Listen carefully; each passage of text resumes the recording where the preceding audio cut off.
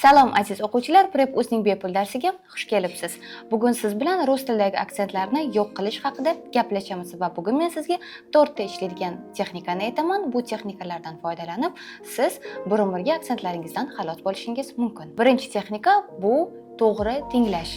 Tinglash gapirishga bog'liq emas deb ko'pchilik o'ylaydi, lekin bu juda ham muhim. Agar siz gapirilayotgan gapni, ya'ni rus odam rus tilida nimadir gapirayotganda to'g'ri eshitsangiz va o'zingizni gapirayotgan gapingiz bilan to'g'ri solishtira olsangiz, siz qilayotgan xatolaringizni sezishingiz mumkin. Shuning uchun birinchi navbatda biz eshitayotganimizda diqqat bilan eshitishimiz kerak va har bitta tovushga, har bitta harfning talaffuziga e'tibor qaratishimiz kerak. Buning uchun siz qisqa dialoglardan, qo'shiqlardan, videolardan foydalanishingiz mumkin va qo'shiqdagi yoki bo'lmasam dialogdagi qiyin bo'lgan so'zni sekinlashtirib eshitishingiz va bo'g'inlarga bo'lib to'g'ri talaffuz qilishingiz kerak bo'ladi. Siz agar diqqat bilan eshitishni o'rgansangiz, so'zlarning talaffuzi siz uchun notanish bo'lmaydi. Shuning uchun siz yaxshilab diqqat bilan eshitasiz. Keyin esa o'sha siz uchun qiyin bo'lgan so'zlarni, iboralarni rus tilida takrorlaysiz. Ikkinchi texnika bu ko'pchilikka mashhur bo'lgan va ko'pchilik biladigan texnika va soya texnikasi. Bu yerda siz qo'shiqlardan, dialoglardan, videolardan foydalanishingiz mumkin. Eng asosiysi, agar sizga yoqadigan qanaqadir film yoki bo'lmasam bloger bo'lsa va ular rus tilida gapirsa, ularning videolaridan foydalanishingiz mumkin. Birinchi navbatda videolarni diqqat bilan ko'ramiz, so'zlarni talaffuziga e'tibor beramiz.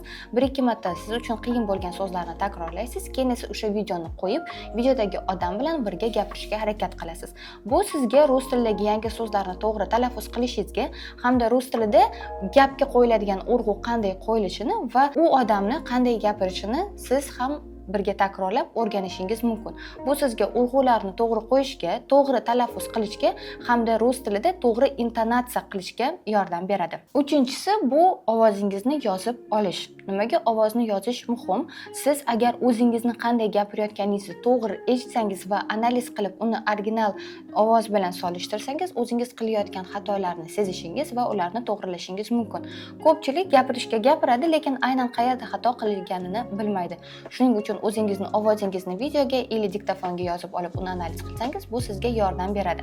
Buning uchun nima kerak bo'ladi? Bironta dialog yoki bo'lmasam qo'shiqni olasiz, undagi iborani bir necha marta takrorlab videoga yoki diktofonga zapis qilishingiz, keyin esa uni eshitishingiz va original yozuv bilan solishtirishingiz kerak bo'ladi. Bunday mashqni har kuni 2-3 minutdan bajarsangiz, bu sizga talaffuzingizni yaxshilashga juda ham katta yordam beradi. Misol uchun siz yangi so'zlarni o'rganyapsiz. Например, Здравствуйте, меня зовут Ruxshona. Buni qanday aytilishini siz dialogda yoki bo'lmasam audioda eshitdingiz, keyin esa siz o'zingiz ham shunday iborani takrorlashingiz kerak bo'ladi. Например, Здравствуйте, меня зовут Ruxshona.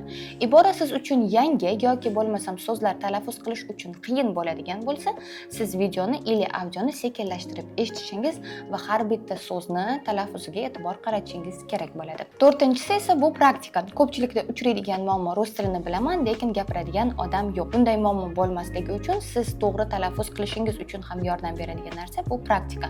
Siz misol uchun do'stlaringizga ovozli xabarlarni o'zbek tilida emas, rus tilida jo'natishga harakat qiling. Keyin esa ovozli xabarlaringizni eshitishingiz mumkin. Yoki bo'lmasam siz kun davomida o'zingiz qilayotgan ishlaringizni barchasini rus tilida tasvirlab boring. Misol uchun ertalab uyg'ondingiz va ovozingizni chiqarib, "Men uyg'ondim, men yuzimni yuvyapman, men nonushta qilyapman" deb qilayotgan har bitta ish harakatingizni ovozingizni chiqarib aytishga harakat qiling. Talaffuzdagi muammolar ko'pchilikda uchraydi va tilni o'rganayotgan barcha odamlar bu narsa bilan to'qnashadi va tilni o'rganayotgan har bitta inson bunday muammo bilan to'qnashishi mumkin. Lekin bu muammodan qo'rqish emas, bu muammoni yechishga yordam beradigan texnikalardan foydalanishingiz mumkin. Bugun siz bilan 4 ta texnikani ko'rib chiqdik va har bitta texnikadan kun davomida 3 minutdan 5 minutgacha kamida shug'ullanadigan bo'lsangiz, bu talaffuzingizni juda ham tez to'g'rilashga yordam beradi.